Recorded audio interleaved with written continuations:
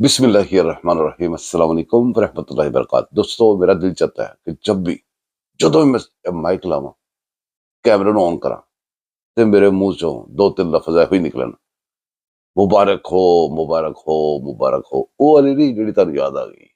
ਮੇਰੀ ਸਹੀ ਮੁਬਾਰਕ ਦੇਣ ਤੇ ਦਿਲ ਕਰਦਾ ਹੈ ਹਰ ਰੋਜ਼, ਹਰ ਵਕਤ। ਅੱਛੀਆਂ ਖਬਰਾਂ ਆਪਣੇ ਵਤਨ ਅਜ਼ੀਜ਼ ਵਾਸਤੇ ਆਉਣ ਤੇ ਮੁਬਾਰਕਾਂ ਦੇਣ ਦਾ ਤੇ ਲੈਣ ਦਾ ਮਜ਼ਾ ਹੀ ਆਪਣਾ ਆਉਂਦਾ ਹੈ। ਮੁਬਾਰਕਾਂ ਦੇਣ ਦਾ ਮਜ਼ਾ ਆਉਂਦਾ ਹੈ, ਮੁਬਾਰਕਾਂ ਲੈਣ ਦਾ ਮਜ਼ਾ ਆਉਂਦਾ ਹੈ।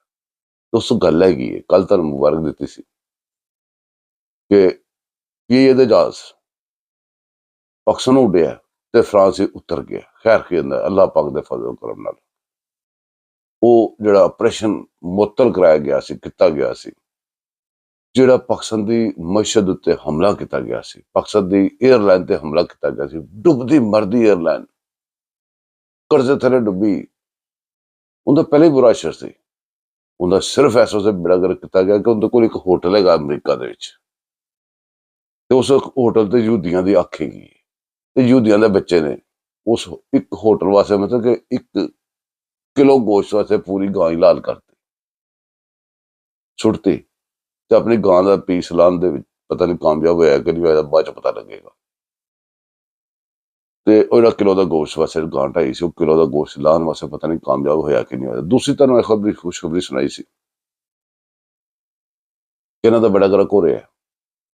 ਉਹ ਜਿਹੜਾ ਹੈਗਾ ਇਹਨਾਂ ਨੇ ਟ੍ਰੋਲਿੰਗ ਕੀਤੀ ਸੀ, ਉਹਦੀ ਮਰੀਮ ਨਵਾਜ਼ ਦੀ ਉੱਥੋਂ ਟ੍ਰੋਲਿੰਗ ਕੀਤੀ ਹੁੰਦੀ ਸੀ, ਹੋ ਗਈ ਇਹਨਾਂ ਦੇ ਅੱਬੂ ਦੀ, ਉਹ ਦੁਬਈ ਵਾਲੇ ਦੀ, ਇਹਨਾਂ ਦੇ ਮਾਂ ਦੇ ਕਸਮ ਦੀ, ਤੇ ਉਹਨਾਂ ਨੂੰ ਲੈਣੇ ਕੇ ਦੇਣੇ ਪੈ ਗਏ। ਇਹ ਖੁਸ਼ਖਬਰੀ ਸੁਣਾਈ ਸੀ। ਅੱਜ ਤੁਹਾਡੇ ਵਾਸਤੇ ਇੱਕ ਬੜੀ ਜ਼ਬਰਦਸਤ ਖੁਸ਼ਖਬਰੀ ਲੈ ਕੇ ਤੁਹਾਨੂੰ ਇਸ ਗੱਲ ਦਾ ਪਤਾ ਹੈ ਕਿ ਸਿਵਲ ਨਾਫਰਮਾਨੀ ਤੇ ਪਤਾ ਨਹੀਂ ਕਿਹੜੀ ਕਿਹੜੀ ਡਿਮਾਂਡ ਇਹਨਾਂ ਦਾ ਭਗਵਾਨ ਕਰ ਚੁੱਕੇ ਆ।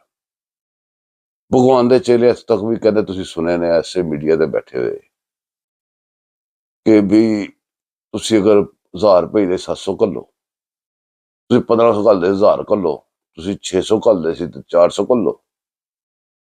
ਉਹ ਜਿੰਦਾ ਸਾਹ ਬੰਦ ਜਾਂਦਾ, ਜਿਹਨੂੰ ਫੜੋ ਜ਼ਰਾ ਟੱਚ ਕਰੋ ਤੇ ਸਾਹ ਬੰਦ ਜਾਂਦਾ ਹੈ। ਜਿਹੜਾ ਭਗੋੜਾ ਜਿਹੜਾ ਨੱਸ ਕੇ ਮਿੰਨਤਾਂ ਕਰਕੇ ਗਿਆ,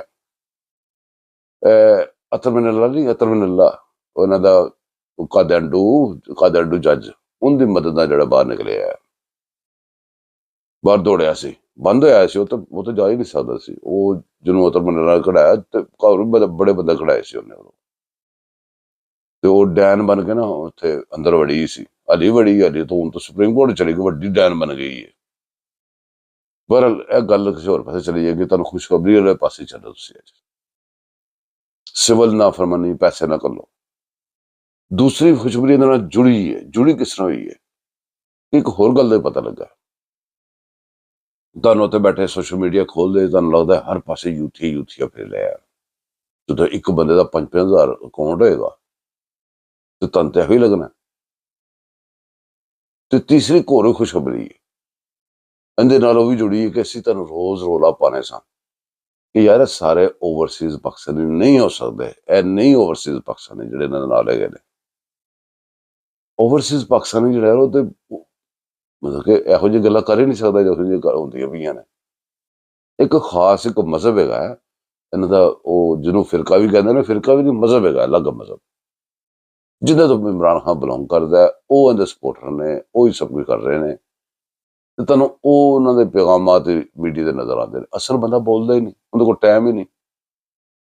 ਯੂਕੇ 'ਚ ਜਿਹੜੇ ਬੰਦੇ ਮੈਨੂੰ ਸੁਣਦੇ ਪਏ ਨੇ, ਉਹ ਆਪਣੇ ਦਿਲ ਤੇ ਹੱਥ ਰੱਖ ਕੇ ਦੱਸਣ ਕਿੰਨਾ ਕੁ ਟਾਈਮ ਹੈਗਾ ਜੀ, ਕਿੰਨਾ ਕੁ ਟਾਈਮ ਕੱਢ ਸਕਦੇ ਜੀ।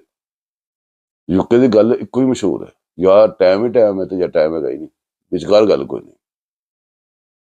ਤੇ ਸਾਰੀ ਦਿਹਾੜੀ ਨਵਾਜ਼ ਸ਼ਰੀਫ ਦੇ ਘਰ ਦੇ ਬਾਹਰ ਖਲੋਣਾ, ਇਹ ਭਾਈ ਜੀ ਰੋਕੜੇ ਤੋਂ ਬਗੈਰ ਇੱਥੇ ਹੋ ਹੀ ਨਹੀਂ ਸਕਦਾ। ਇੱਥੇ ਪਰ ਫਾਰਾਵਰ ਦੇ ਹਿਸਾਬ ਨਾਲ ਫੋਨ ਮਿਲਦੇ ਨੇ, ਤੇ ਹਰ ਵੇਲੇ ਜਦੋਂ ਵੀ ਦੇਖੋ ਲਾਈਵ ਤੇ ਬੈਠੇ ਹੋਣਾ, ਜਦੋਂ ਵੀ ਵੇਖੋ ਤੇ ਉਹ ਵੀਡੀਓ ਬਣਾ ਰਹੇ ਹੋਣਾ। ਅਸੀਂ ਹੁਣ ਦੇਖੋ ਵੀਡੀਓ ਬਣਾਉਂਦੇ ਹਾਂ, ਸਾਨੂੰ ਕੰਮ ਦੇ ਲਾਲੇ ਪਏ ਹੁੰਦੇ, ਅਸੀਂ ਕੰਮ ਕਰਨੇ, ਕੰਮ ਕਰਕੇ ਕਈ ਦਿਨ ਵੀਡੀਓ ਵੀ ਨਹੀਂ ਬਣਾ ਸਕਦੇ, ਤੇ ਵੀਡੀਓ ਨੂੰ ਸਬਰ ਕਰ ਲੈਂਦੇ ਆ, ਔਰ ਵੀਡੀਓ ਵੀ ਫਟਾਫਟ ਜਿਹੜੀ ਜਲਦੀ ਬੰਦੇ ਬਣਾ ਦਈਦੀ ਹੈ। ਹਰ ਕਿਸਮ ਮਕਸਦ ਰਹੇਗਾ ਕਿ ਵੀ ਵਕਤ ਨੇ ਸਾਬਤ ਕਰਤਾ ਜੇ ਪਾਕਿਸਤਾਨ ਨੂੰ ਖੁਸ਼ਖਬਰੀ ਮਿਲੀ ਹੈ। ਤੇ ਜਦੋਂ ਜਿਸ ਟਾਈਮ ਤੇ ਇਹਨਾਂ ਨੇ ਆਪਣੀ ਸਿਵਲ ਨਾਫਰਮਾਨੀ ਦੀ ਪੀਕ ਤੇ ਆਪਣੀ ਬਕਵਾਸ ਸ਼ੁਰੂ ਕੀਤੀ ਸੀ। ਲੋਕਾਂ ਦੇ ਤਰਲੇ ਕੀਤੇ ਨੇ ਕਿ ਪੈਸੇ ਨਾ ਘੱਲਣਾ। ਉਦੋਂ ਲੋਕਾਂ ਨੇ ਪਹਿਲਾਂ ਨਾਲੋਂ ਜ਼ਿਆਦਾ ਪੈਸੇ ਭੇਜੇ ਨੇ। ਕਹਿੰਦੇ ਨੇ ਕਿ 30-32% ਪੈਸੇ ਪਹਿਲਾਂ ਨਾਲੋਂ ਜ਼ਿਆਦਾ ਆਏ ਨੇ। ਹੁਣ ਤੁਸੀਂ ਮੈਨੂੰ ਦੱਸੋ ਕਿ ਉਹ ਕਿੱਥੇ ਨੇ? ਉਹ ਸਾਰੇ ਓਵਰਸੀਜ਼ ਪਾਕਿਸਤਾਨੀ ਜਿਨ੍ਹਾਂ ਨੇ ਪੈਸੇ ਭੇਜਤੇ ਨੇ, ਵੱਧ ਭੇਜਤੇ ਨੇ। ਪਹਿਲਾਂ ਨਾਲੋਂ ਬਹੁਤੀ ਨੋਟਾਂ ਦੀ, ਡਾਲਰਾਂ ਦੀ ਬਾਰਿਸ਼ ਕਰਤੀ ਉਹਨਾਂ ਨੇ। ਤੇ ਇਹਨਾਂ ਵਾਲੇ ਕਿੱਥੇ ਗਏ ਨੇ? ਤੇ ਅਸਲੀ ਵਾਲੇ ਤੇ ਹੈਗੇ ਜੇ, ਜਿਹੜੇ ਅਸਲੀ ਜੀਂਦੇ ਜਾਗਦੇ ਬੰਦੇ ਨੇ ਉਹ ਹੈਗੇ ਜੇ। ਉਹ ਤੇ ਜੇ ਰਿਪੋਰਟ ਜਿਹੜੇ ਹੜਤਾਲ ਕਰਕੇ ਬੈਠੇ ਨੇ। ਤੇ ਹੁਣ ਤੁਹਾਨੂੰ ਸਮਝ ਲੱਗ ਗਈ ਕਿ ਵੋਟ ਕਿੱਥੋਂ ਆਉਂਦੇ ਨੇ। ਹੁਣ ਤੁਹਾਨੂੰ ਸਮਝ ਲੱਗਦੀ ਸਪੋਰਟ ਕਿੱਥੋਂ ਆਉਂਦੀ ਹੈ। ਤੁਸੀਂ ਅੱਜ ਚਲੇ ਜਾਓ ਇਹਨਾਂ ਦੇ ਸੋਸ਼ਲ ਮੀਡੀਆ ਤੇ।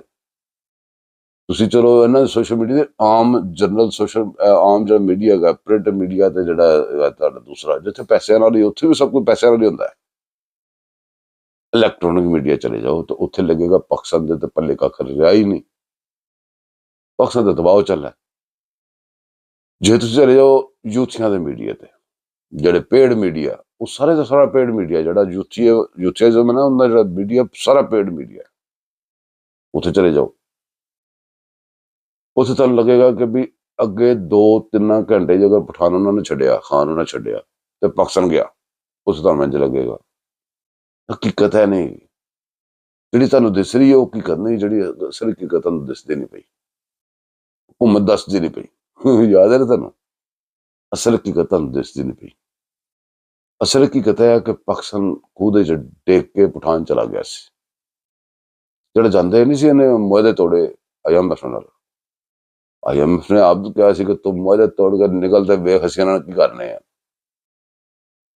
ਤੇ ਕਰਨੀ ਮੈਨੂੰ ਬਹੁਤ ਪੈੜੀ ਸੀ ਤੇ ਤਿਆਰੀ ਬੜੀ ਜ਼ਬਰਦਸਤ ਹੈਗੀ ਸੀ। ਪਠਾਨ ਪੂਰਾ ਇੰਜ ਫੜਾ ਕੇ, ਤਾਂ ਹੀ ਤਾਂ ਕਹਿੰਦਾ ਸੀ ਮੈਂ इधर बता रहा हूँ 3 टुकड़े होंगे, श्रीलंका बनेगा, खुदा ना खास्ता। ਇਹਦੇ ਗਠਰ ਵਰਗੇ ਮੂੰਹ ਤੇ ਲੰਮੀਆਂ ਲਾਨਤ ਪਾਵੇ ਤੇ ਹਮੇਸ਼ਾ ਤੱਕ ਕਿਆਮਤ ਪੈਂਦੀ ਰਹੇ, ਜਿੰਨੀ ਪਈ ਇਸ ਤੋਂ ਵੱਧਦੀ ਰਹੇ, ਡੇਲੀ ਰੋਜ਼ ਇਹਦੇ ਦੇ ਮੂੰਹ ਤੇ ਲਾਨਤ ਵੱਧਦੀ ਰਹੇ। ਇਹਨੇ ਪਾਕਿਸਤਾਨ ਵਾਸਤੇ ਕਿਹੜੀ ਬਕਵਾਸ ਨਹੀਂ ਕੀਤੀ ਯਾਰ। ਚਲੋ ਇਹ ਤੇ ਦਫਾ ਹੋ ਗਿਆ ਜਦੋਂ ਉਹਨੂੰ ਚੁੱਕ ਕੇ ਉਹ ਡੱਕ ਦਿੱਤਾ ਅੰਦਰ, ਤੇ ਇਹਨੇ ਤੇ ਪਿਛਲੇ ਨਾਲੇ ਤੱਕ ਕੀ ਬਕਵਾਸ ਨਹੀਂ ਕਰਦੇ ਪਏ।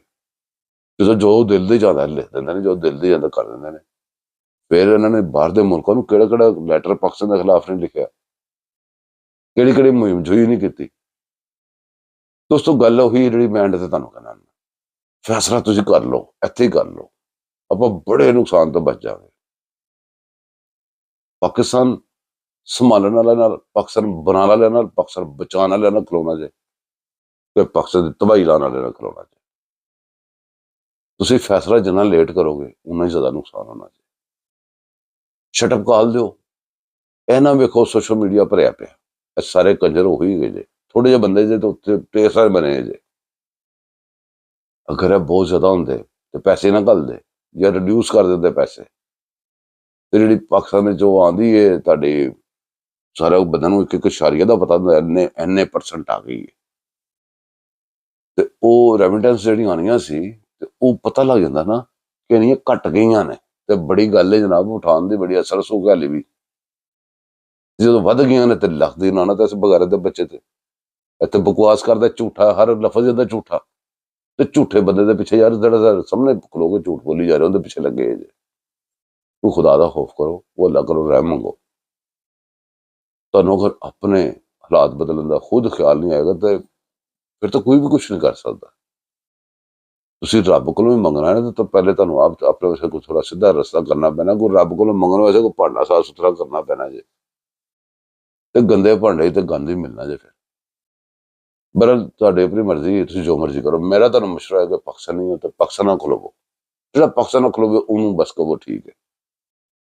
ਜਿਹੜਾ ਕਵੇ ਫਲਾਣਾ ਨਹੀਂ ਤਾਂ ਪਾਕਿਸਤਾਨ ਨਹੀਂ, ਉਹਨਾਂ ਕੋਲ ਖਲੋ ਤੇਰੀ ਮਾਂ ਦੀ ਐਸੀ ਤੈਸੀ, ਉਹਨੂੰ ਸ਼ਟਅਪ ਕਾਲ ਦਿਓ। ਦੋਵੇਂ ਯਾਦ ਰੱਖਣਾ। ਚੈਨਲ ਨੂੰ ਸਬਸਕ੍ਰਾਈਬ ਕਰਨਾ, ਲਾਈਕ ਕਰਨਾ, ਸ਼ੇਅਰ ਕਰਨਾ। ਅੱਲਾ ਹਾਫਿਜ਼।